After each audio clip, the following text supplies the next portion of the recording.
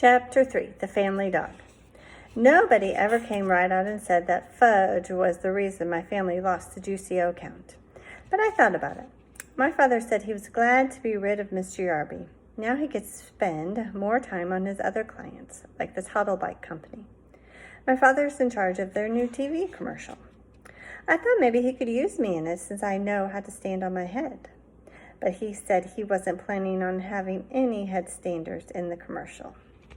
My grandma taught me to stand on my head when I spent the night at her house. I could stay up for as long as 3 minutes.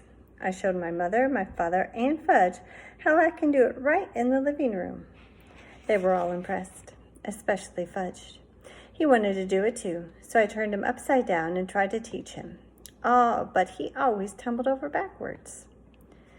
Right after I learned to stand on my head, Fudge stopped eating. He did it suddenly. One day he ate fine, and then the next day nothing, no eat. He told my mother. She didn't pay too much attention to him until the third day. When he still refused to eat, she got upset. "You've got to eat, Fudgy," she said. "You want to grow up to be the big and strong, don't you?" "No, Grow," Fudge said. That night my mother told my father how worried she was about Fudge.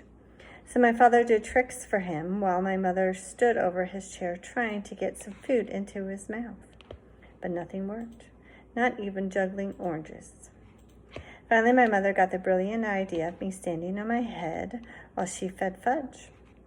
I wasn't very excited about standing on my head in the kitchen.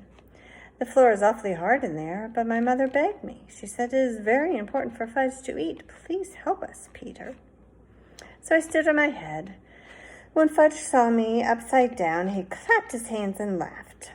When he laughs, he opens his mouth. That's when my mother stuffed some baked potato in it. But the next morning, I put my foot down. No. "I don't want to stand on my head in the kitchen or anywhere else," I added. "And if I don't hurry, I'll be late for school." "Don't you care if your brother starves?" "No," I told her. "Peter, what an awful thing to say." "Oh, he'll eat when he gets hungry. Why don't you just leave him alone?" That afternoon, when I came home from school, I found my brother on the kitchen floor playing with boxes of cereals and raisins and dried apricots. My mother was begging him to eat. "No, no, no," Fudge shouted. He made a terrible mess, dumping everything on the floor. "Please stand on your head, Peter," my mother said. "It's the only way he'll eat." "No," I told her. "I'm not going to stand on my head any more." I went into my room and slammed the door. I played with Dribble until supper time. Nobody ever worries about me the way they worry about Fudge. If I had decided not to eat, they'd probably never even notice. That night during dinner, Fudge hid under the kitchen table. He said, "I'm a doggy." Woof, woof, woof. It was hard to eat with him under the table, pulling on my legs. I waited for my father to say something, but he didn't. Finally, my mother jumped up. "I know," she said. "If Fudgy's a doggy, he wants to eat on the floor, right?" If you ask me, Fudge never even thought about that. But he liked the idea a lot. He barked and nodded his head. So my mother fixed his plate and put it under the table. Then she reached down and petted him like he was a real dog. My father said, "Aren't we carrying this a little too far?" My mother didn't answer. Fudge ate 2 bites of his dinner. My mother was satisfied. After a week of having him eat under the table, I felt like he really did have a family dog. I thought how great it would be if we could trade in Fudge for a nice Cocker Spaniel. He would solve all my problems. I'd walk him and feed him and play with him. He could even sleep on the edge of my bed at night. But of course, that was wishful thinking. My brother is here to stay, and there's nothing much I can do about it. Grandma came over with a million ideas about getting Fudge to eat. She tricked him by making milkshakes in the blender. When Fudge wasn't looking, she threw in an egg.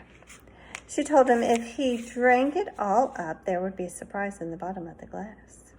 The first time he believed her, he finished his milkshake, but all he saw was an empty glass. There wasn't any surprise. Fudge got so mad he threw the glass down. It smashed into tiny pieces. After that, Grandma left. The next day, my mother dragged Fudge to Dr. Cohn's office. He told her to leave him alone, that Fudge would eat when he got hungry. I reminded my mother that I told her the same thing and for free. But I guess my mother didn't believe either one of us because she took Fudge to see 3 more doctors. None of them could find a thing wrong with my brother. One doctor even suggested that my mother cook Fudge his favorite foods. So that night, my mother broiled lamb chops just for Fudge. The rest of us ate stew. She served him the 2 little lamb chops on his plate under the table. Just the smell of them was enough to make my stomach growl. I thought it was mean of my mother to make them for Fudge and not for me. Fudge looked at his lamb chops for a few minutes. Then he pushed his plate away. "No," he said, "no chops."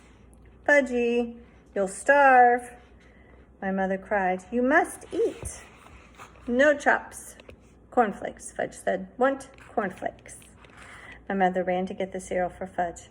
"You can eat the chops if you want them, Peter," she told me. I reached down and helped myself to the lamb chops. My mother handed Fudge his bowl of cereal, but he didn't eat it. He sat at my feet and looked up at me. He watched me eat his chops. "Eat your cereal," my father said. "No, no, eat cereal," Fudge yelled. My father was really mad. His face turned bright red. He said, "Fudge, you will eat that cereal or you will wear it." This was turning out to be fun after all, I thought. And the lamb chops were really, really tasty. I dipped the bone in some ketchup and chewed away. Fudge messed around with his cereal for a minute, and then he looked at my father and said, "No, eat. No, eat. No, eat." My father wiped his mouth with his napkin, pushed back his chair, and got up from the table. He picked up the bowl of cereal in one hand and Fudge in the other. He carried them both into the bathroom. I went along, nibbling on a bone, to see what was going to happen. My father stood Fudge in the tub and dumped the whole bowl of cereal right over his head. Fudgy screamed. He sure can scream loud. My father motioned for me to go back to the kitchen. He joined us in a minute. We sat down and finished our dinner. Fudge kept on screaming. My mother wanted to go to him, but my father told her to stay where she was. He'd had enough of Fudge's monkey business at mealtimes. I think my mother really was relieved that my father had taken over. For once, my brother got what he deserved, and I was glad. The next day, Fudge sat at the table again, in his little red booster chair where he belongs. He ate everything my mother put in front of him. No more doggy, he told us. And for a long time after that, his favorite expression was, "Eat it or wear it." I hope you enjoyed Chapter 3.